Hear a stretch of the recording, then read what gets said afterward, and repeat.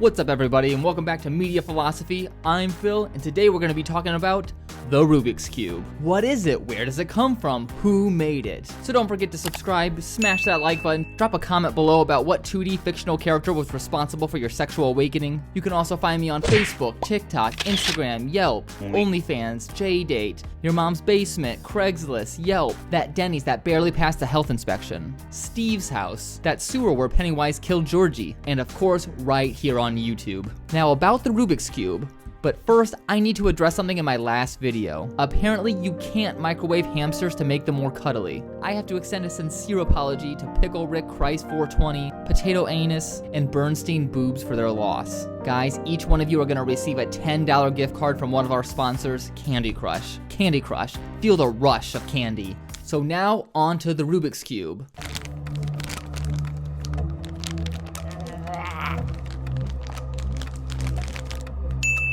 But first, an update on my totally real, not fake GoFundMe page for my paraplegic, gay, autistic brother. And guys, he is totally not fake and he wants to buy Disneyland before he dies. Last video, we were at $0 and we still are at $0. Guys, if we don't raise that $100 million for my totally real brother to buy Disneyland, then the blood will be on your hands. So make sure you're digging deep, you cheap bastards. Great, now where did the Rubik's Cube come from? Before we learn that, let's hear from one of our sponsors, Raid, Shadow of Legends.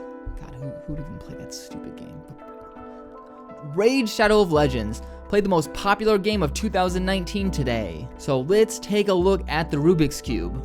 Now, the Rubik's Cube was originally created in Hungary, which is somewhere in the European region. It was developed by emo Rubik, after I believe his girlfriend dumped him. At first he was trying to develop a tool to torture prisoners, but it turns out children were just as dumb as the prisoners and got drawn to this, creating a national worldwide phenomenon. This is peak 80s, everybody.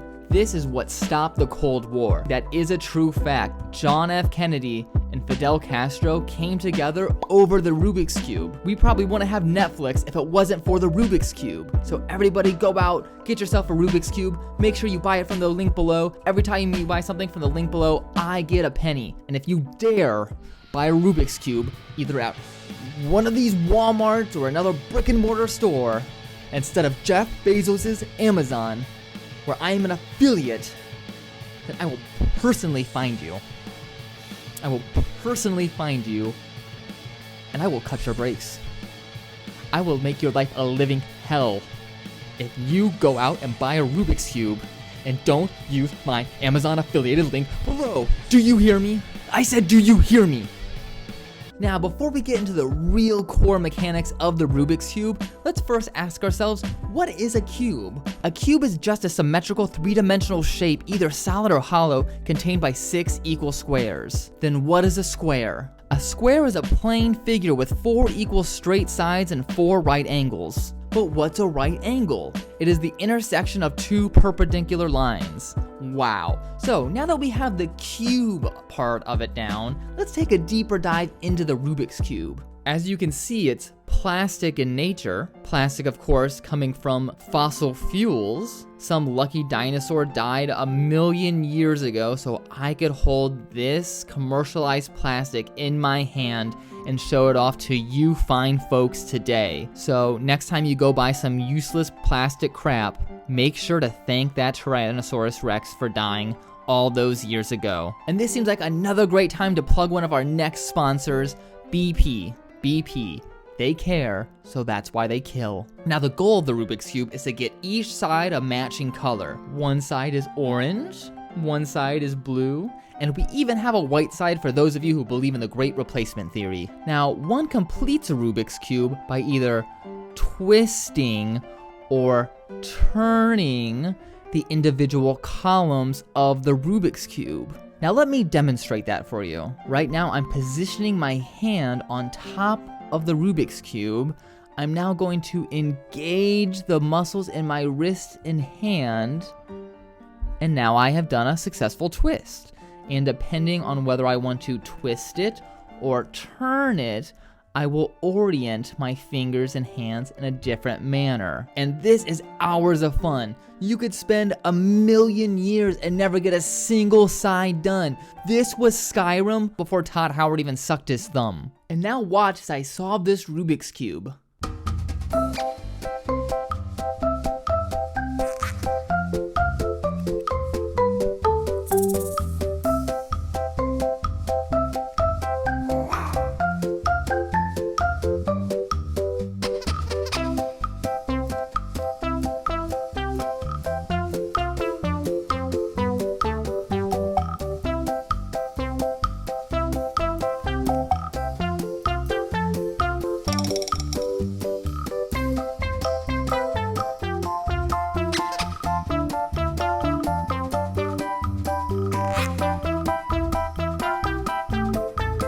Wow, it was that easy. Now there are even tournaments for folks that are into Rubik's Cubes. They're called Speed Cubers. And this is another perfect time to bring up another one of our sponsors today. Multigrain Cheerios. Multigrain Cheerios. When you want to fake being healthy, Speed Cubers. They are focused on perfecting the art of the cube. It is a noble and high honor to be a Speed Cuber. You basically sacrifice your entire identity to do the Rubik's Cube. Now, before we go deeper into this, let's take another moment to listen to our sponsor, MeUndies. Yeah, no, I got them watching another ad. Seriously, those idiots will watch anything the YouTube algorithm throws at them. I don't even think they realize I don't have a brother. Those stupid idiots.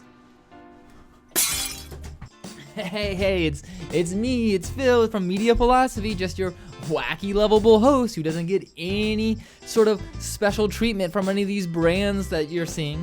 Just love these brands and want to promote them for you. Nothing else there. Now, let's take the time to look at some of these Speed Cubers in action. Alright, so as you can see, it starts very standard in a box. The box represents the cube. Now, he's taken a moment to just absorb everything. Now, this is actually really bad form of him to use his fingers in that spidery kind of way. I mean, just totally crazy right there. You know, that's... Let's if we slow that down, we can just see how poor of a technique that really is. I mean, this kid really needs to get his act together if they want to call himself a speed cuber. So there we go. We see them inspecting the cube, making sure every little nook and cranny is there, you know, and there's speed cubing is rife, and speed cubing is rife with performance enhancing drugs and other terrible cheating things. A lot of people don't realize this, but you can actually just remove the stickers on your Rubik's Cube and place them somewhere else. This is a very controversial subject within the speed cubing community and the Rubik's Cube community at large. There is a sect that say that that is cheating, and another that says if they didn't want us to move the stickers, they wouldn't have put them there. So I want you to drop that in the comments what you believe should be the rules for speed cubing and even casual cubing. All right, this kid has it under a cup. Now that is very unorthodox. This is insane that he has it under a cup. I don't know if that's regulations, so we are going to have to confirm with this later. But he's got his hands down, and here he goes, and there he goes, and now he's moving and going, and now he got it, and then, Alright, so now we're gonna watch this one in slow motion to really get an idea of what's going on. So as you can see, he's picking up the cube to inspect it very carefully. A lot of times on this top level tier of speed cubing, there's a lot of cheating. There's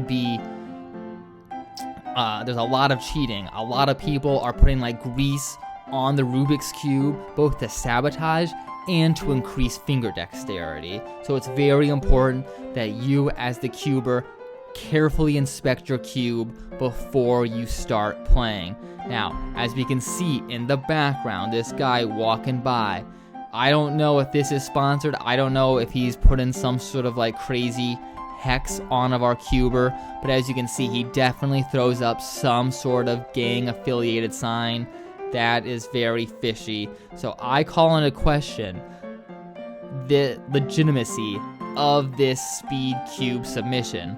And then as you can even see here, it is not fully aligned. So again, within speed cubing, you really have to take the time and really dissect the footage. You cannot trust what you see at all. And there you have it, the basic overview of the Rubik's Cube. And if you were a fan of this Rubik's Cube, then you're gonna wanna make sure to download Raid, Shadows of Legends. Basically the Rubik's Cube version of a phone game. And then just make sure you keep checking back each week for more great videos from Media Philosophy. Next week, we're gonna uncover what kind of beans are truly in a bean bag. Now I don't wanna spoil anything for anybody, but they're not edible. Or are they? That's why we need to make sure that we microwave those beans. Remember, half the things in your home are microwavable. The other half just needs to be on a lower setting. Cell phones, hamsters, don't put them on high. They can go in there, just on low. Think about popcorn setting.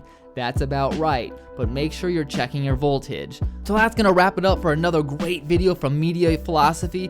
Again, make sure you're subscribing, make sure you're checking back each week, make sure you're checking your push notifications, make sure you're not ghosting me after I send you some needy text messages after our third date, and don't forget, I'm going on a national tour to watch a Pee-wee football match in every single state. So if you see somebody with a camera at one of your local Pee-wee football games, come say hi. Remember, this is Media Philosophy, exploring the deeper world of education.